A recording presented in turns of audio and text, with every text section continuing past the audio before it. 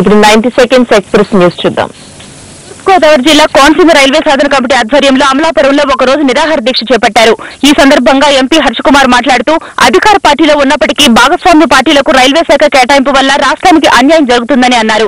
ఫిబ్రవరి 5వ తేదీన ద్వారకాపూడిలో అఖిల పక్షాల ఆధ్వర్యంలో 2 గంటల పాటు ధర్నా నిర్వహించనున్నట్లు తెలిపారు. ఈ బడ్జెట్ లో నిధుల కేటాయింపు జరగకుంటే పార్లమెంటుకు వెళ్లనని తెలిపారు.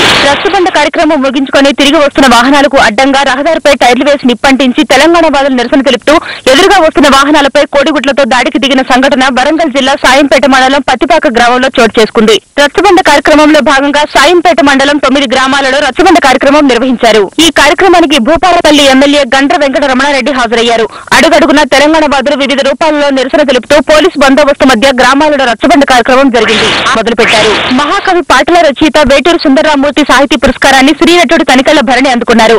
వేటూరు 75వ జయంతిని పురస్కరించుకుని తూర్పుగోదావరి జిల్లా తుని పట్టణంలో వేటూరి పేరుతో సాహితీ పీఠం ఏర్పాటు చేశారు. ఈ సందర్భంగా ఆ సంస్థ తమ ప్రప్రథమ పురస్కారాన్ని సాహితీపీఠం ఆధ్వర్యంలో సినీ నటుడు తనికెళ్ల భరణికి అందించారు.